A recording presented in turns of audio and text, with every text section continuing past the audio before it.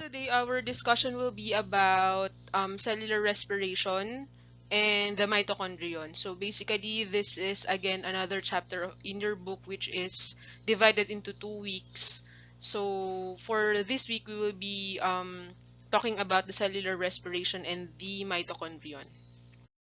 Okay. So again, for cellular respiration, it is also known as your aerobic respiration because of the presence of oxygen.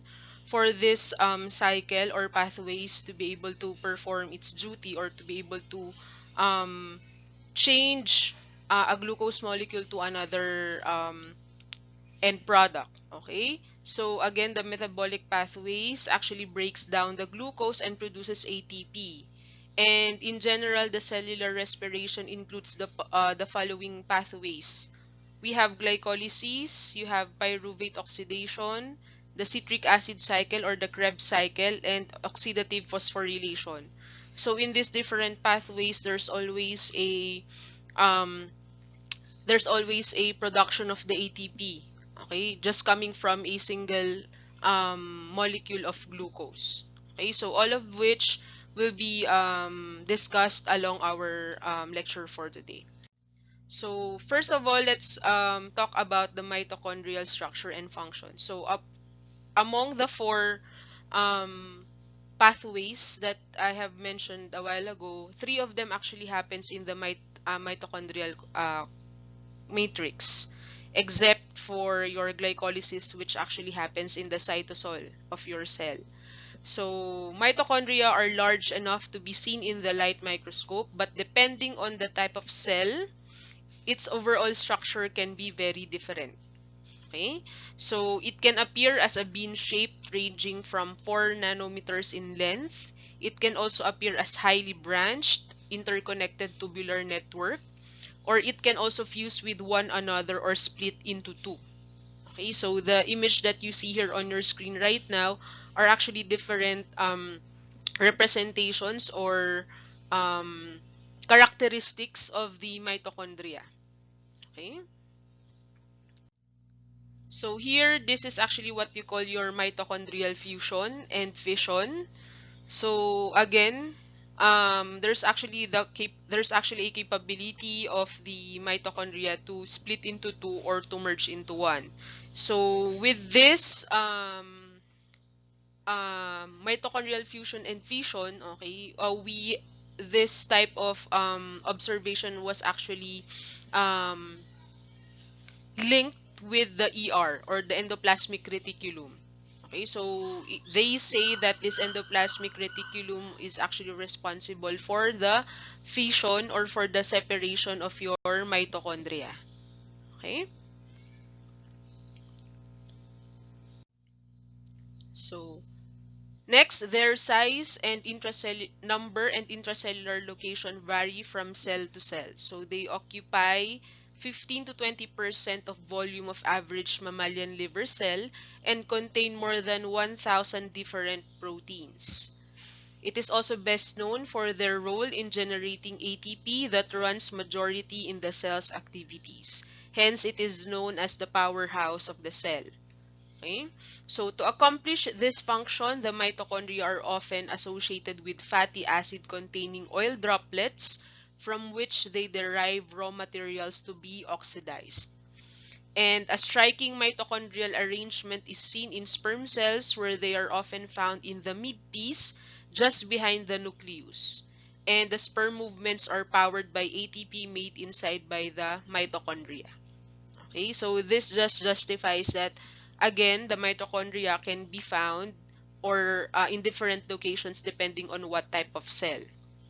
Okay, so they are also prominent in plant cells where they are primary suppliers of ATP in non-photosynthetic tissues, as well as being a source of ATP in photosynthetic leaf cells during periods of dark. So these are being utilized especially when there's no sunlight present. So when you say in the dark, these are the types of plants that could actually grow and thrive even if there's no sunlight. Okay, we all know that sunlight is very important when it comes to photosynthesis and for plants to be able to produce their own food.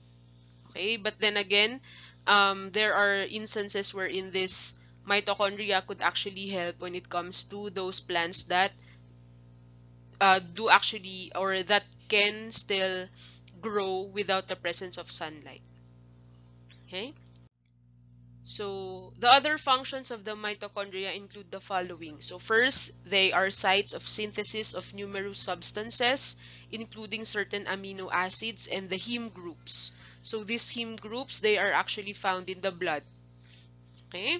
So they also play a vital role in the uptake and release of calcium ions, which are essential triggers for cellular activities. And then with the endoplasmic reticulum, they play an important role in regulating the calcium concentration of the cytosol.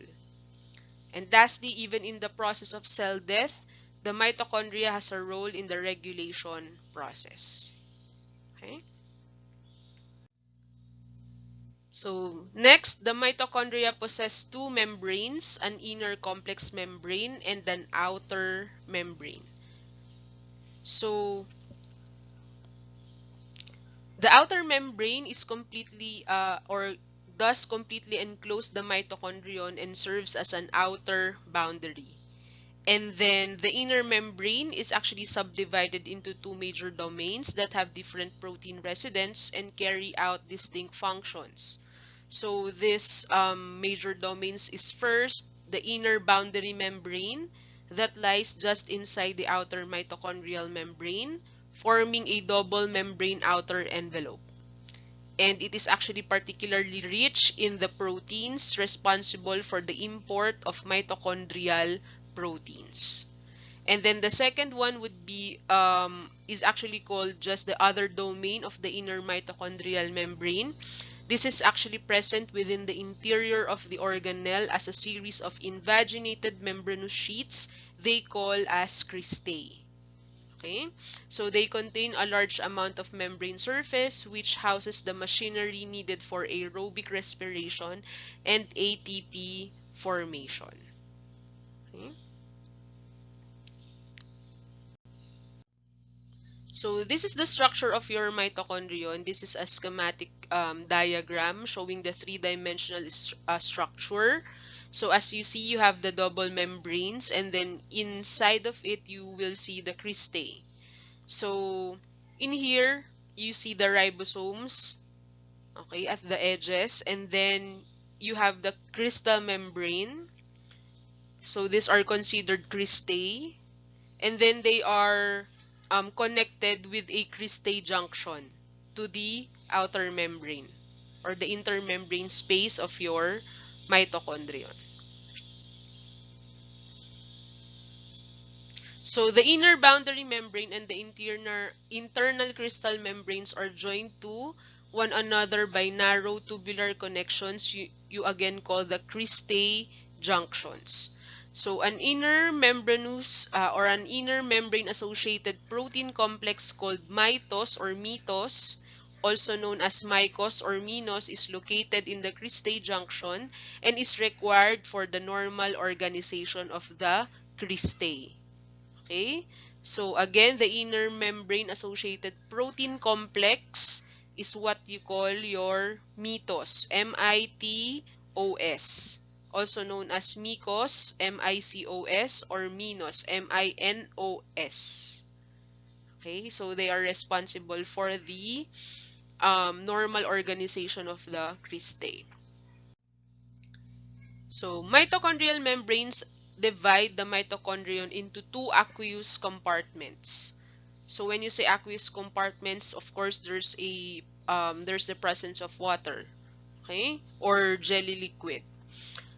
The first one would be your matrix. It is found within the interior of the mitochondrion and has a gel-like consistency owing to the presence of a high concentration of water-soluble proteins, which can be up to 500 milligrams per ml.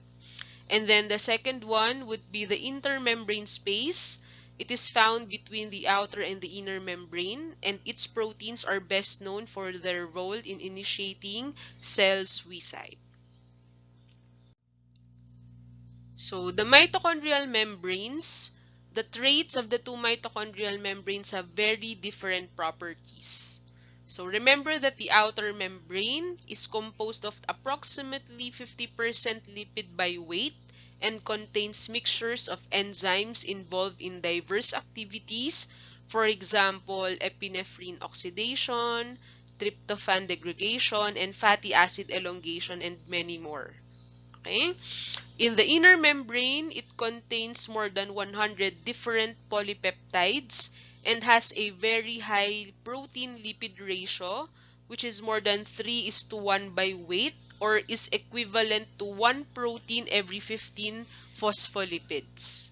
So the inner membrane is actually virtually devoid of cholesterol, and it is rich in an unusual phospholipid you call the cardiolipin or diphosphatidyl which are characteristics of bacterial plasma membranes. Again, that is cardiopilin.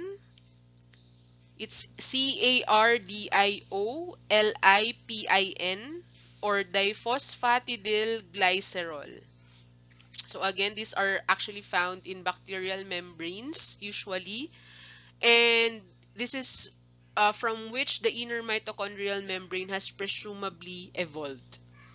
Okay, so basically this is, when it comes to the evolution of this mitochondrion, of course, um, there is always this precursor, okay, or parang kung saan siya mismo nanggaling. Okay. And then the mitochondrial matrix, it contains an array of enzymes and ribosomes, which are much smaller than in the cell in the cytosol, and several usually circular double-stranded DNAs, which encode inner membrane proteins. Nuclear DNA codes for some too. So this is an overview of the carbohydrate metabolism in eukaryotic cells. So basically, when you say carbohydrate metabolism, it's also the cellular respiration. So as you see, it's a composition of continuous pathways from glycolysis. You also have the TCA, the pyruvate oxidation, and your cellular respiration, and even fermentation. So with the process of fermentation, this actually happens, of course, if there's without the presence of oxygen. Okay, because again, in the process of glycolysis, at the end of an aerobic, okay, the aerobic type of glycolysis, which will give you actually your ATP. But if there is no oxygen, you what would be the end product is the lactic acid. Okay, so for aerobic, you have the ATPs and the pyruvates. For the anaerobic part of the glycolysis, you will be given the end product of lactic acid. Okay? So, oxidative metabolism in the mitochondrion, which this is for the general overview. So, let's talk about the different pathways individually. So, glycolysis actually begins with the presence of the glucose 6 converted into two molecules of pyruvate, which is a 3-carbon molecule, via 10 reactions. It liberates only a fraction of the available free energy, and glycolytic enzymes found in the cytosol and process occurs there.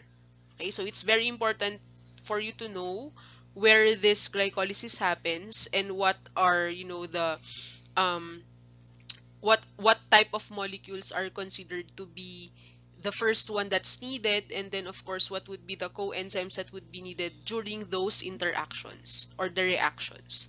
So it uses 2 ATPs, making 4 ATPs with a net gain of 2 ATPs. Okay, and NADH is also made. Each NADH made during glyceraldehyde 3-phosphate or PGAL oxidation also carries high energy electron pairs.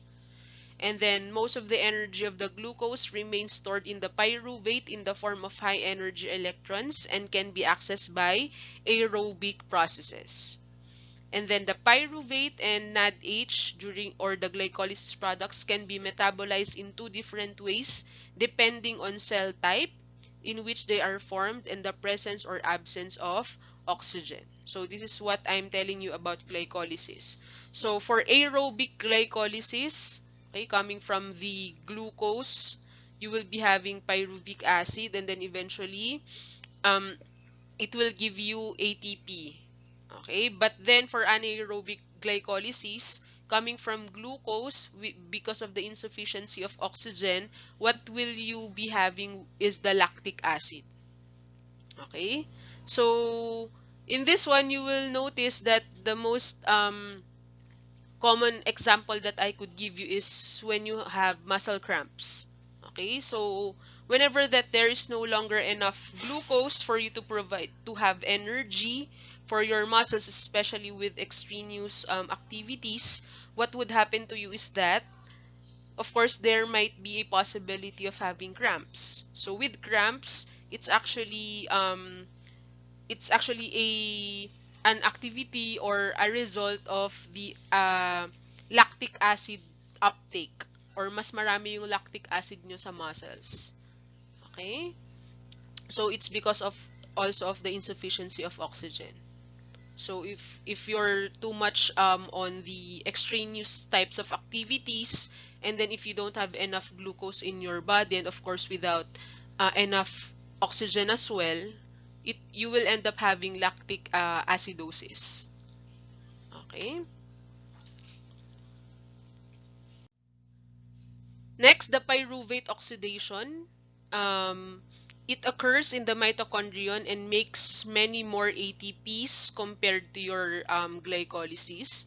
So, in the presence of oxygen, aerobic organisms are able to extract large amounts of additional energy from the pyruvate and NADH produced during glycolysis, and this is enough to synthesize more than 30 additional ATP molecules. Okay, so each pyruvate molecule from glycolysis is transported back across the inner mitochondrial membrane and into the matrix, where it is decarboxylated to form a two-carbon acetyl groups. And then this acetyl groups is then transferred to coenzyme A to produce acetyl-CoA. So decarboxylation and as the acetyl transfer is catalyzed by the giant multi-enzyme complex pyruvate dehydrogenase. So for the overall reaction of the pyruvate oxidation, we have your pyruvate plus your coenzyme A plus your NAD. It will result to acetyl-CoA plus carbon dioxide plus NADH and a hydrogen molecule. Okay? So after the production of your acetyl-CoA, it then goes, or this is it actually enters or feeds up into your tribocarboxylic acid or tricarboxylic acid, or the TCA cycle. So it is also referred as the Krebs cycle after the British biochemist Hans Krebs, who worked out the pathway in the 1930s, or it is also known as the citric acid cycle after a key molecule formed in the pathway. So a cyclic pathway where the previously formed acetyl-CoA from pyruvate oxidation is fed into, and where the substrate is oxidized and energy is conserved. Again, so all of these pathways are actually interconnected with each other. So whichever or specific byproducts of each pathway are being fed into another pathway to continue with the production of ATPs. Okay? So for the tricarboxylic acid or the TCA cycle, you will need to have the acetyl-CoA coming from the pyruvate oxidation. Okay? So all enzymes of the TCA cycle reside in a soluble phase of the matrix. And the first step in the TCA cycle is the condensation of two carbon acetyl group with a 4-carbon oxaloacetate to form a 6-carbon citrate molecule. So that's the very, very first step for the TCA cycle. So along the cycle, that's wherein your acetyl-CoA actually feeds to. Okay? So it is critically important central cell pathway because it accepts metabolites from or contributes them to other pathways, and its metabolites are the same as those generated by most of cells' catabolic pathways. So the overall reaction is below, which is acetyl-CoA plus 2 molecules of water plus FAD plus 3 NAD plus GDP plus a phosphate would give you 3 carbon dioxide molecules, FAD H2, 3 NADH, 3 hydrogen molecules plus GTP plus acetyl-CoA. Okay? So this is actually how the TCA cycle looks like. So one part of it would actually need the acetyl-CoA. Okay? So some parts of this citric acid cycle are actually irreversible. So when you say irreversible, um, one product, okay, cannot be reversed back to its original form. But some of the parts also of this TCA cycle could be reversible in the process. Okay? So just with this tricarboxylic acid or the TCA cycle, just study, okay, and know the different coenzymes. For example, in here, for the acetyl-CoA, what would be needed? We need to have a citrate synthase, okay, and then to produce a citrate, and then aconitase to form a cis-aconitate, and then we need a aconitase to have a isocitrate, okay, and so on and so forth. So please study um, this pathway or cycle. Okay. So importance of the reduced coenzymes in ATP formation. So the primary products of the TCA cycle are actually reduced coenzymes FADH2 and NAD. So they contain the high energy electrons removed from various substrates as they are oxidized. So the mechanisms that include both reduced coenzymes allows the electrons from the cytosolic NADH to be fed into the mitochondrial electron transport chain and used for ATP formation. Okay? So electron pair from NADH and FADH2 supply energy to make around 3 ATPs and 2 ATPs respectively. So the maximal net gain of ATPs is 36, actually to 38 depending on the pathways that are um, considered. Okay, again, you have the aerobic and anaerobic pathways. Okay, so including GTP made by each round of TCA cycle. So actual number of ATPs made per glucose depends on ATP or ADP ratio and actual cell activities at a certain time. Okay, so we still have another pathway which actually is comprised of the electron phosphorylation. So we have there the electron transport chain. Okay. So the next one is the role of the mitochondria in ATP formation. Of course, it is for the extraction of energy from organic materials and store it temporarily in the form of electrical energy. So this is by generating an ionic gradient across inner mitochondrial membrane. So when you say ionic gradient, again, always remember that when you say ionic gradient, there's always the inclusivity of the charged ions, the positive and the negative type of molecules. Okay?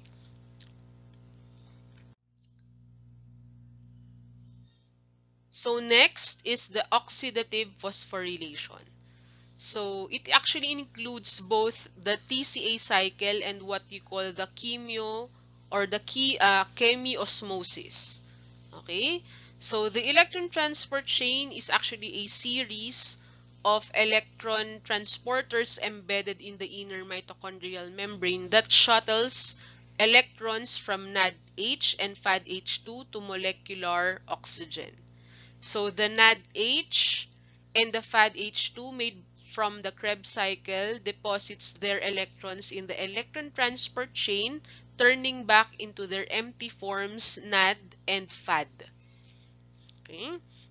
So as electrons move down the chain, energy is released and used to pump protons out of the matrix, forming a gradient. So the protons flow back into the matrix through an enzyme called the ATP synthase, making the ATP. Okay? So there's still another, pathway that's inclusive with the oxidative phosphorylation. Okay? So it's a combination of the TCA and chemiosmosis. So when you say chemiosmosis, this is the movement of ions across a semi-permeable membrane-bound structure down to their electrochemical gradient. So again, this part of the oxidative phosphorylation, it includes more likely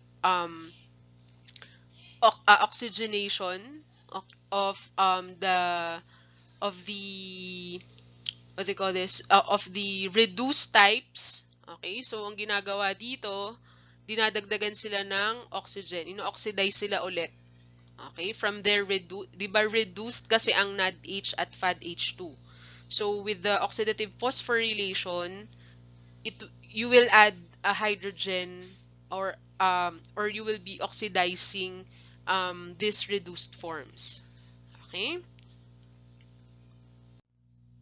So the oxidation reduction potentials. So one can rank oxidizing agents in series according to electron affinity. So the greater electron affinity translates into stronger oxidizing agents. And then reducing agents can also be ranked as lower affinity. So there is always an easier electron release. There's a stronger reducing agent. So in quantifiable terms, reducing agents are ranked according to electron transfer potential. And then oxidizing or reducing agents exist in pairs, or they are always in couples, and differ in their number of electrons. Okay, so again, kapag oxidized, you have the NAD, and then kapag reduced, they are NADH. Okay?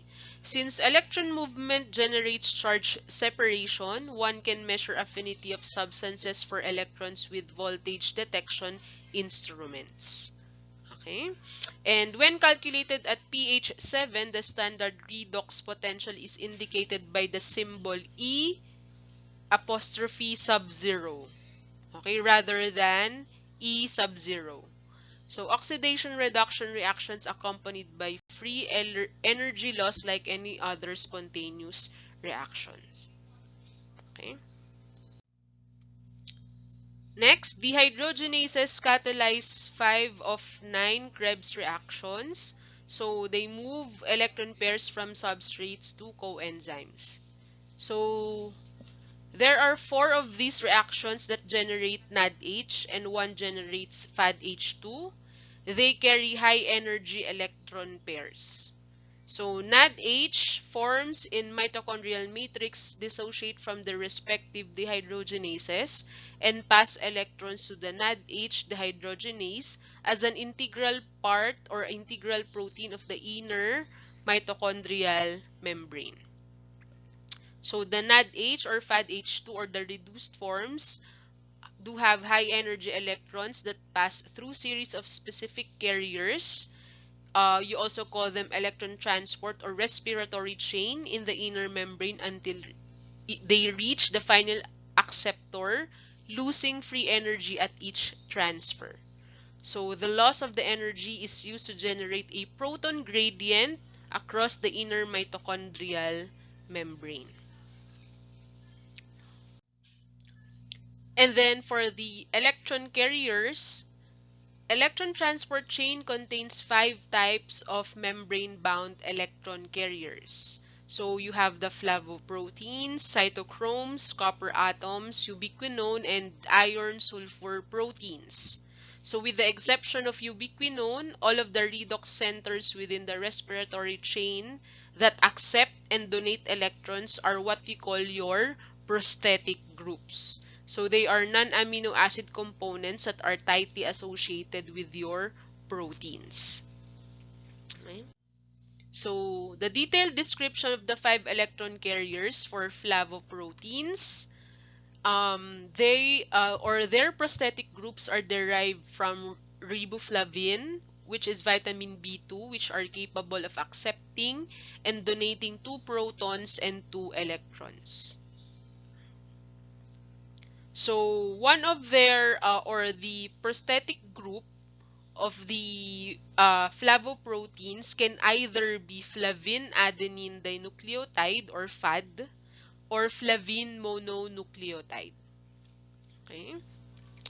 And then for the cytochromes, these are proteins containing heme prosthetic groups, just like what's described in your myoglobin or in the blood. And then next you have the copper atoms. They are all located within a single protein of the inner mitochondrial membrane. They accept and donate a single electron as they alternate between cupric and cuprous oxidation states. Okay, so mga copper atoms. And then next, ubiquinone, or what you also call your coenzyme Q or UQ. This is a lipid soluble with long hydrophobic chain composed of 5 carbon isoprenoid units. So flavoproteins, they also accept and donate 2 protons and 2 electrons. And then next, you have the iron sulfur proteins. These are iron containing proteins and they accept and donate a single electron. Iron atoms are not found in the heme group, but they are linked to inorganic sulfide ions as part of an iron sulfur center.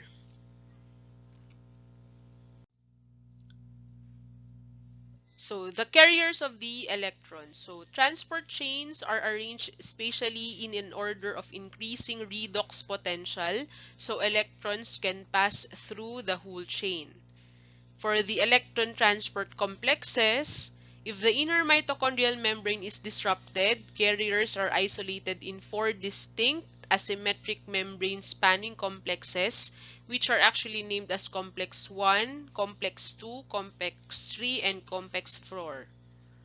Okay? So, mammalian versions of the 4 electron transport complexes together contain around 70 different polypeptides. So later on, I'll be um, posting, or I'll be flashing here on my screen what this electron carriers or complexes look like. Okay, so let's discuss first per complex. So complex 1, or was what you also call your N or NADH dehydrogenase. This is actually the gateway to the electron transport chain, catalyzing the transfer of a pair of electrons from NADH to ubiquinone to form ubiquinol. And this is actually the most complex and least understood among the 4 complexes. Okay? And then complex 2, or the succinate dehydrogenase complex, it consists of 4 polypeptides, 2 hydrophobic subunits that anchor the protein in the membrane, and 2 hydrophilic subunits that comprise the TCA cycle enzyme succinate dehydrogenase. It also provides a pathway for feeding low-energy electrons, those who are close to 0 millivolts, from succinate to FAD to ubiquinone.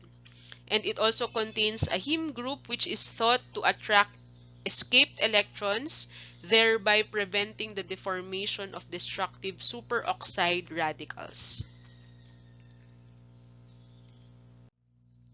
Next is complex 3, or the cytochrome BC1. It catalyzes the transfer of electrons from ubiquinol to cytochrome C, and this suggests that 4 protons are translocated across the membrane for every pair of electrons transferred through complex 3. And then complex 4, or cytochrome C, is cytochrome C oxidase. This is the final step of the electron transport chain in a mitochondrion, that is successive transfer of electrons from reduced cytochrome C to oxygen according to this reaction below. So you have 2 cytochrome C plus 2 hydrogen plus half of the oxygen would give you 2 cytochrome C plus water. And to reduce a whole molecule of water, there should be 4 cytochrome C plus 4 hydrogens plus oxygen for you to be able to produce 4 cytochromes plus 2 molecules of water. So this is actually the detailed or the diagram for the electron transport chain in the inner mitochondrial membrane, showing you the different complexes. So in here you have complex 1, and then complex 2, complex 3, and then complex 4. Okay?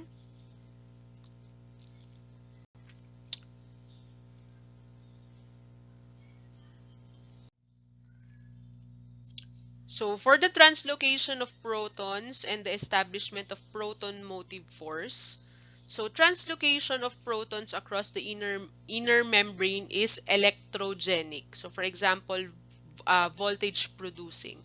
It is because its result is in a greater number of positive charges in the intermembrane space and cytosol, and a greater number of negative charges within the matrix. So the components of the proton gradient is, first, it is important for you to remember that for you to have a proton gradient, there should be a pH gradient, or the concentration difference of the hydrogen atoms from one side of the membrane versus the other side. And then the second one would be the voltage, which actually results the separation of charges across the membrane.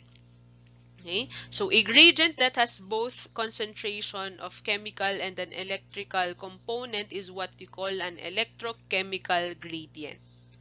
And the energy present in both components of the proton electrochemical gradient can be combined and expressed as proton motive force, or delta P.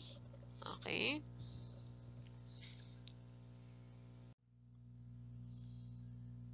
So when cells are treated with certain lipid-soluble agents like 2,4-dinotrophenol or DNP, they continue to oxidize substrates without being able to generate ATP. In other words, DNP uncouples glucose oxidation and ADP phosphorylation.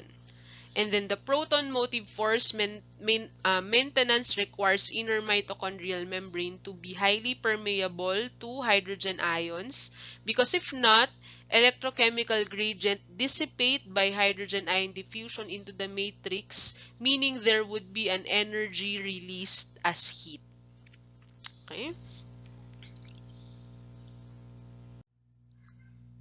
So the machinery for ATP formation, we have the ATP synthase structure and the basics of ATP production.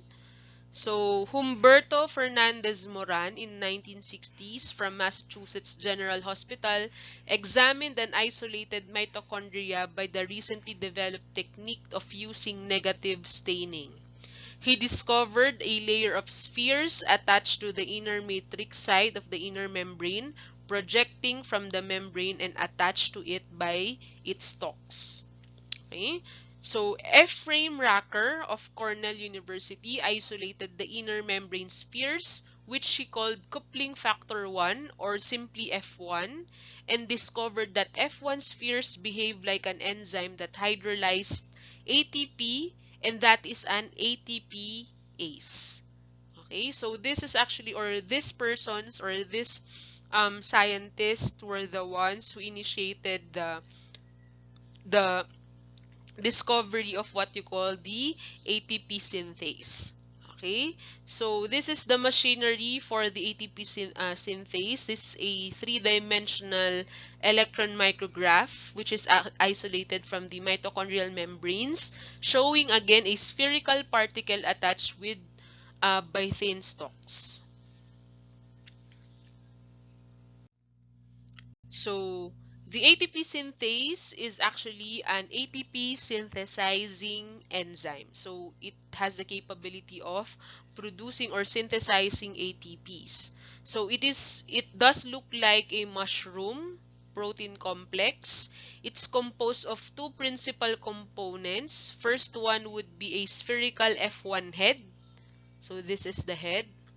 And then the second one would be a basal section called the FO. Okay, it's not zero, it's what you call O. Okay, it's FO, which stands for oligomycin. Okay, so it's embedded in the inner membrane. So if this is the bilayer membrane bilayer, it's embedded here. Okay, and then on the other side you will see the head, spherical head, that is called F1, and then the base, which is the FO. Okay, so a typical mammalian liver mitochondrion has roughly around 15,000 copies of the ATP synthase.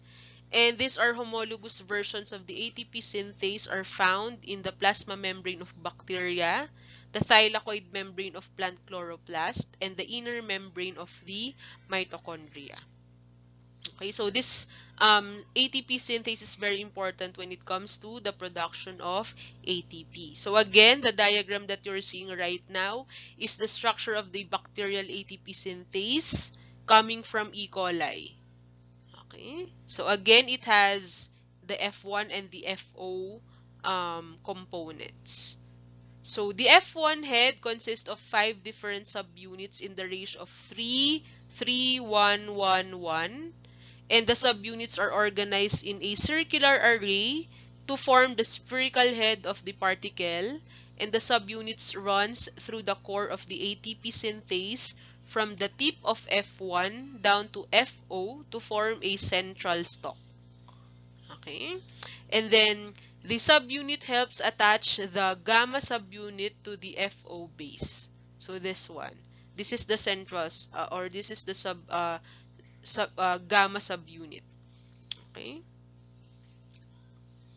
So the FO base, which is embedded in the bacterial plasma membrane, consists of 3 different subunits in the ratio of 1A, 2B, and 10C. Okay. 1A, 2B, and then 10C. Okay. So the C subunits form a rotating ring within the membrane, and the paired B subunits of the FO base and the subunit of the F1 head form a peripheral stalk that holds the subunits in a fixed position, and the A subunit, this one, the A subunits, okay, this one, contains the proton channel that allows the protons to traverse the membrane. Okay, so the mammalian enzyme contains 7 to 9 small additional subunits whose functions are actually not well established yet. But you will see here that there's alpha, beta, gamma subunits that you see on the F1 head. But basically, this is the structure of your ATP synthase. So the basics of the ATP formation according to the binding change mechanism by Paul Boyer from UCLA in 1979 states that energy released by proton movement changes active site binding activity for substrate and the product. And each active site goes successively through a 3 distinct conformations that have different substrate and product affinities.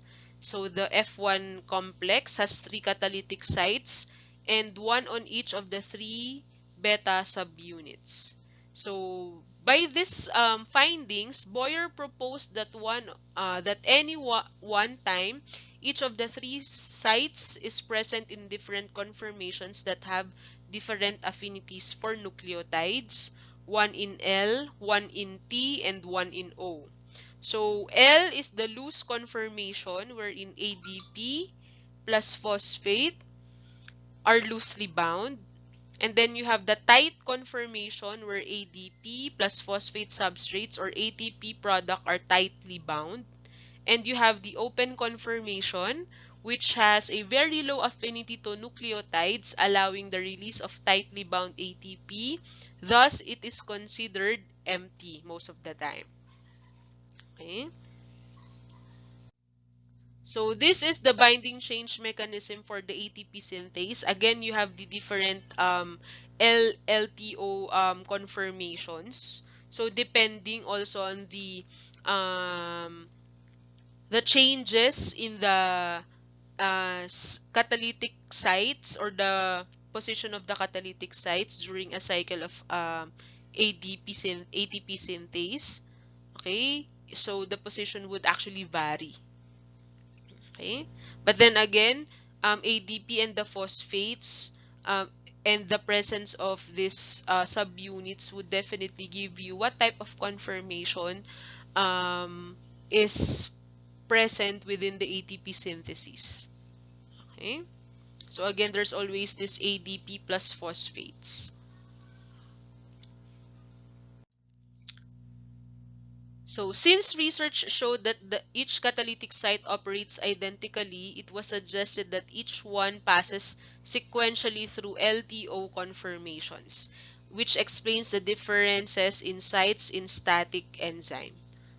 And ATP is produced by rotational catalysis, where one part of the ATP synthase rotates relative to another part.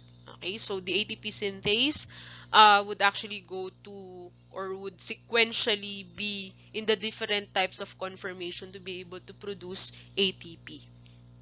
Okay, so the rotary devices are extremely rare in living organisms.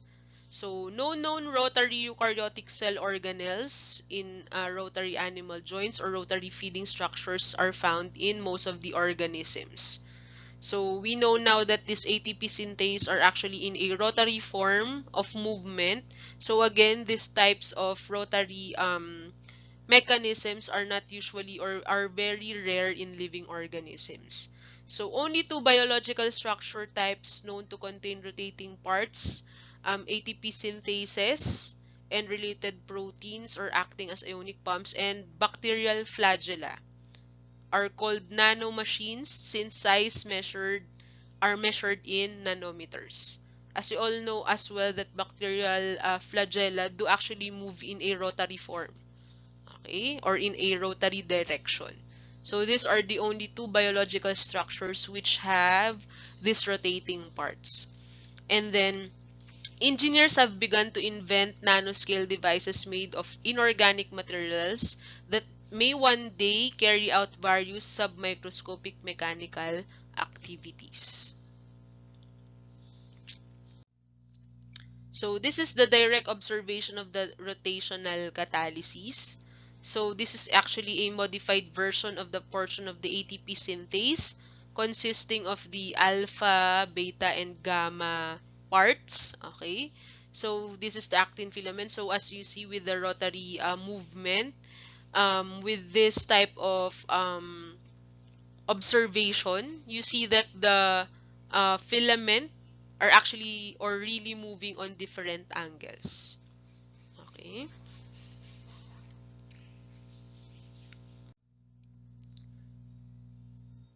So the role of the FO portion of the ATP synthase.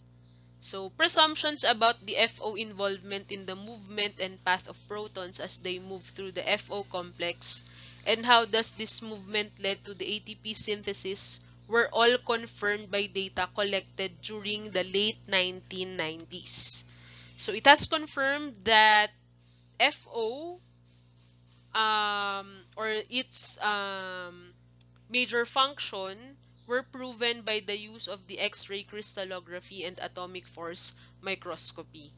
So the rotation of the FO C-ring during ATP synthesis has been demonstrated in numerous experiments, confirming that both the C-ring and the gamma subunit acts as rotors during enzyme activity.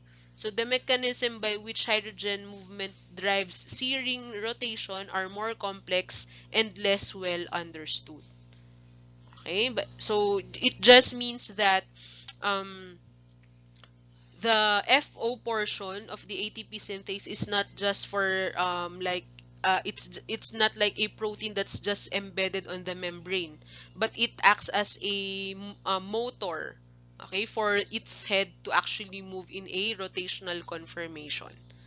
But then again, its, its activities, or its major physiological movement is not well understood as of the moment. Okay? So an outline of the mechanism. So each alpha subunit has two half channels that are physically separated from one another. And one half channel leads from intermembrane space into the middle of an alpha subunit, and the other leads from the middle of an alpha subunit into the matrix. So it is proposed that each proton moves from the intermembrane space through the half channel and binds to a negatively charged aspartic acid residue situated at the surface of the adjoining C subunit. And then binding of the proton to aspartic acid carboxyl group generates a major conformational change in the C subunit that causes the subunit to rotate approximately 30 degrees in a counterclockwise direction. Next, the movement of the recently protonated C subunit brings the adjoining ring subunit into alignment with a subunit half channel, and once there, the aspartic acid releases its associated proton, which diffuses into the matrix. And then after proton dissociation, the C subunit then returns to its original conformation and is ready to accept another proton from the intermembrane space and repeat the cycle. Okay? So for us to further understand this ATP synthase rotation and of course mechanism, I'll try to find a video wherein this will be discussed, okay, for you to better understand its mechanism. So, other roles for the proton motive force in addition to ATP synthase.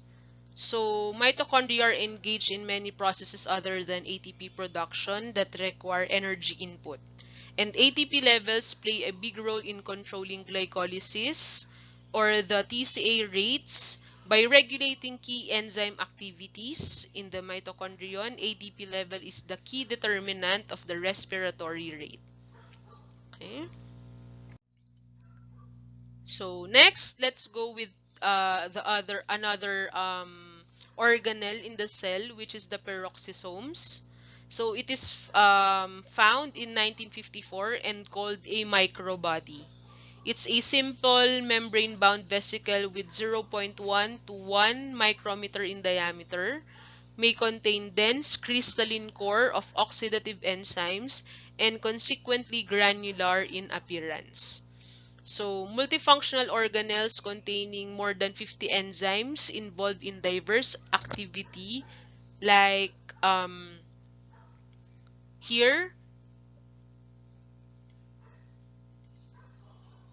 multifunctional organs containing 50 enzymes involved in diverse activities like for example in the movement of or digestion of waste in your cell. Okay? So, peroxisomes share several proteins in the mitochondria, both types of organelles, forming a splitting by splitting from pre-existing organelles.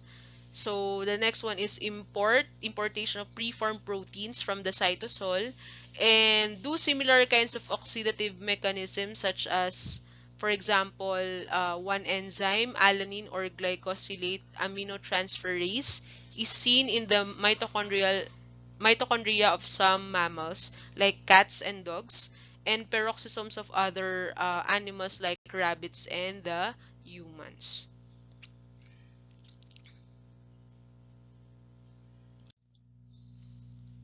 So peroxisomes are actually named peroxisomes since they are in the site of synthesis and degradation of hydrogen peroxide or H2O2, a highly reactive and toxic oxidizing agent.